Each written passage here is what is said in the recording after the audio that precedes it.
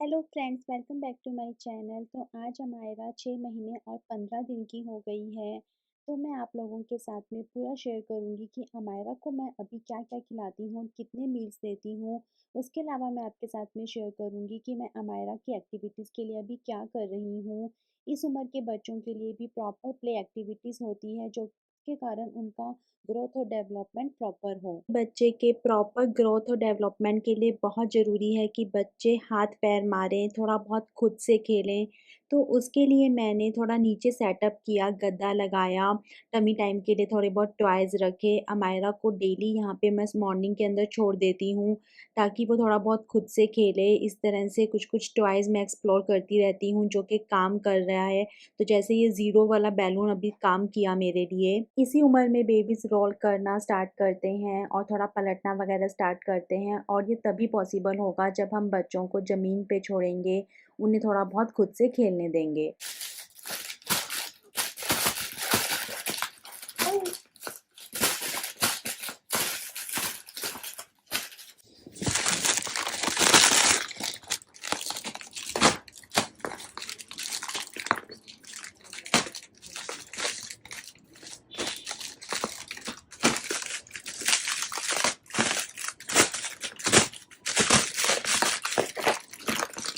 Balloon के अंदर आवाज़ हो रही है जिससे कि अमायरा को काफ़ी मज़ा आ रहा है, लेकिन कोई भी टॉय के लिए बहुत ही थोड़ी देर के लिए काम करता है, उसके बाद ये बोर हो जाते हैं।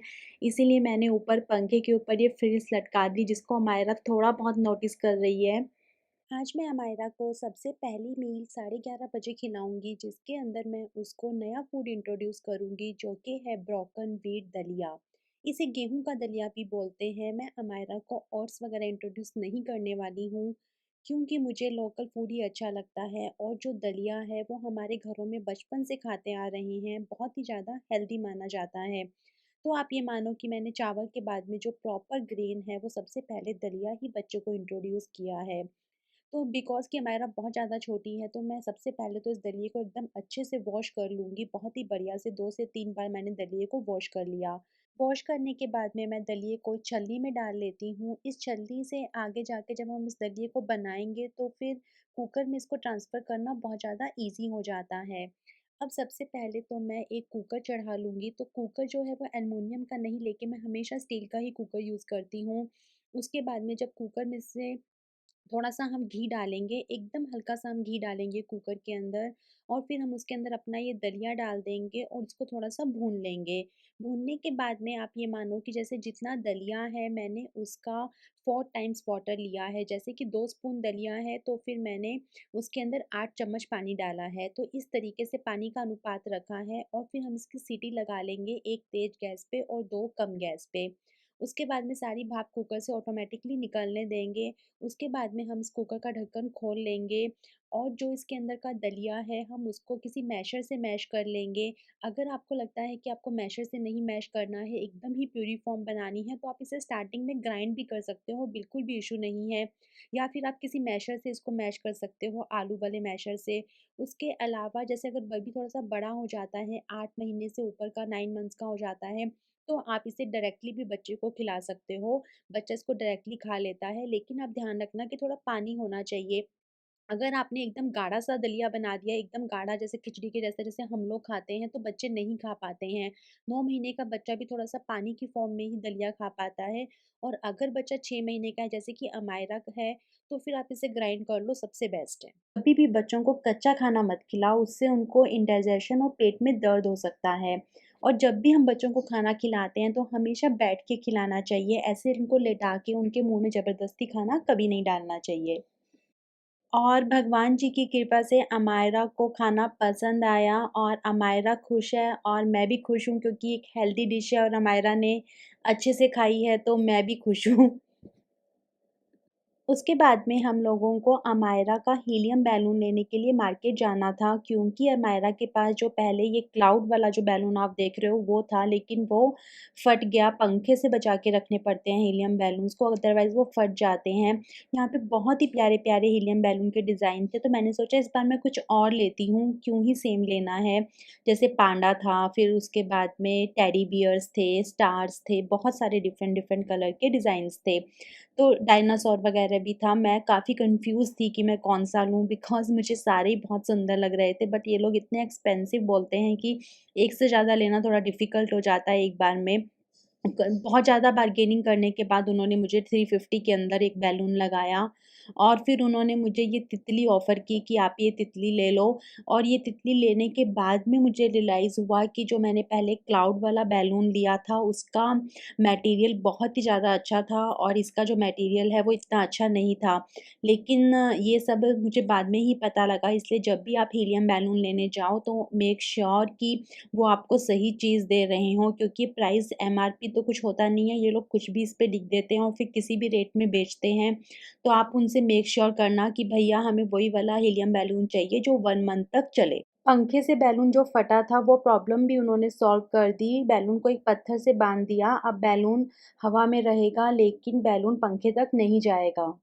और उसके बाद में हम लोग बैलून को लेके घर आ गए और आशीष यहाँ पे ट्राई कर रहे हैं अमायरा को टमी टाइम में एंगेज करने की और उसे एनकरेज करने की कि वो बैलून को पकड़ने के लिए थोड़ा-सा खिसके और थोड़ा रोलू-पोलू करे, क्योंकि उसने अभी बहुत ज़्यादा रोलू-पोलू करना स्टार्ट नहीं किया है। जस्ट इतना हुआ है कि उसको टमी टाइम में थोड़ा-सा इंटरेस्ट आने लगा है। वो भी सिर्फ़ इसलिए कि हमने ये पूरा प्ले एरिया टाइप का यहाँ पे सेटअप किया है अमायरा के लिए।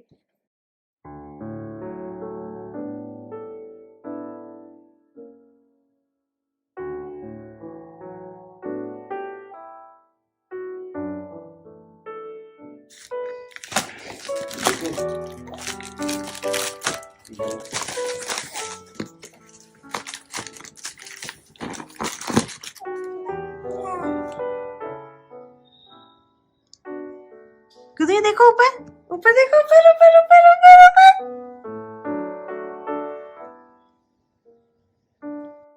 तो बस इस तरह से इवनिंग का टाइम निकल जाता है मायरा के साथ खेलते-खिलाते, 1-2 घंटे इसके साथ खेलने में लग जाते हैं। बीच में ये फ़ीड करने चली गई थी। उसके बाद में मायरा को ब्रेस्ट फीडिंग करा के मैं दोबारा यहाँ पे ले आई और उसके साथ में खेलने लग गई। ये छोटा-सा मैंने मायरा का प्ले एरिया सेटअप कर दिया है घर पे, जहाँ पे मैंने अमायरा को रख दिया गद्दा बिछा के सबसे पहले, उसके बाद में फिर वो समुंदर रखा पानी का। वो एक काफ़ी अच्छा टॉय है जिससे कि बच्चे टमी टाइम के लिए एनकरेज हो जाते हैं। और ये बैलून तो हर मम्मा के लिए सेवियर है कि बच्चे के बाँध दो या फिर साइड में रख दो, थोड़ा-सा पंखा चला दो तो बैलून हिलेगा। तो बच्चे जैसे-जैसे बैलून हिलता है तो उसको देख के खुश होते हैं, कलर्स को देख के खुश होते हैं। और बच्चों के ग्रोथ और डेवलपमेंट के लिए सब एक्टिविटीज़ बहुत ही ज़्यादा ज़रूरी है। उसके अलावा जो जीरो वाला बैलून आपने देखा था वो मैं उसके पैर में डाल देती थी, उसको ये हिलाती थी, उससे बच्चे पकड़ना भी सीखते हैं। अमायरा को जैसे बैलून मैंने बीच में पकड़ा दिया, उसके अलावा कोई जैसे साइड के अंदर झुनझुने वगैरह पड़े हैं तो उसको थोड़ा-सा बजाया। इस तरह से अमायरा के साथ में हम लोग खेलते हैं। और अमायरा को बिज़ी रखने की कोशिश करते हैं। ये तितली तो मेरे बहुत ही काम आई, इस कई दिनों तक अमायरा के साथ में खेली। ऑफ़ कोर्स कि वो पूरा दिन के अंदर मुश्किल से 15-20 मिनट खेलती है, उसके बाद बोर हो जाती है। फिर एक बार शाम को थोड़ा 15-20 मिनट दे देती हूँ। ऐसे ही चलता रहता है, लेकिन इस पूरे सेटअप से काफ़ी फ़ायदा हुआ कि एक तो क्लीनिनेस रहती है कि एक जगह पे ही बच्चे का सारा सामान है, वहाँ पे कोई ऐसे जूते-चप्पल वग़ैरह किसी तरह का कुछ भी लेकर नहीं आते हैं, हाइजीन मेंटेन होती है। और मुझे पर्सनली ऐसा लगता है कि अमायरा भी अपने स्पेस को काफ़ी एन्जॉय कर रही है। मैं अमायरा को डिनर जो है वो रात को 7:30 बजे के करीब कराती हूँ ताकि फिर वो रात को थोड़ा-सा कम उठे। आज मैं उसको पीयर प्यूरी खिलाऊँगी जो कि मैं उसको ऑलरेडी इंट्रोड्यूस कर चुकी हूँ। इसे बबू गोशा भी कहते हैं, ये लोकल वाला बबू गोशा है जो कि अभी सीज़नल है। और देखो आप कितना सॉफ्ट है, जैसे मैं इसको छिल रही हूँ। उसके बाद में सबसे पहले तो मैंने बबू गोशे को एकदम अच्छे से धो लिया। धोने के बाद में मैंने इसका छिलका उतार लिया और फिर छिलका उतार के मैं इसको बड़े-बड़े पीसेस के अंदर कट कर लूँगी। इस उम्र के अंदर हम बच्चों को रॉ फ्रूट्स नहीं देते हैं, यही कारण है कि हम एप्पल हुआ, बबू गोशा हुआ, इन सबको थोड़ा-सा बॉयल करके और फिर अच्छे से मैश करके प्यूरी बना के ही बच्चों को देते हैं। तो मैं क्या करूँगी कि इसके सारे पीसेस को कट कर लूँगी, इसके अंदर जो बीज हैं उनको भी मैं साइड से निकाल लूँगी। उसके बाद में मैं एक स्टीमर लूँगी, स्टीमर के अंदर थोड़ा-सा पानी भर लूँगी ताकि भाप से जो बबू गोशा है वो स्टीम हो जाए। मैं इसको कुकर में सीटी नहीं लगाऊँगी ताकि इसके जो न्यूट्रिएंट्स हैं वो बरकरार रहें। उसके बाद में बस थोड़ा-सा बबू गोशा जितना भी था वो सारा मैं उस स्टीमर के ऊपर रख दूँगी और इसको ढक दूँगी। और आप ये मानो कि 10 से 15 मिनट के अंदर बबू गोशा स्टीम हो जाता है, क्योंकि ये ऑलरेडी सॉफ्ट ही था। उसके बाद में फिर मैं इसको मैशर में मैश कर दूँगी। मैश करते वक़्त आपको ध्यान रखना है कि आप इसका प्रॉपर प्यूरी फॉर्म बनाओ, क्योंकि बेबी अभी बहुत छोटी है और फर्स्ट टाइम इसको खा रही है। अगर बेबी 7 या 8 मंथ्स की हो जाती है तो आप इसको नॉर्मल भी मैश कर सकते हो, लेकिन अभी मैं इसको मिक्सर के अंदर ग्राइंड करूँगी ताकि कोई भी पल्प ना रहे और प्रॉपर प्यूरी फॉर्म बने।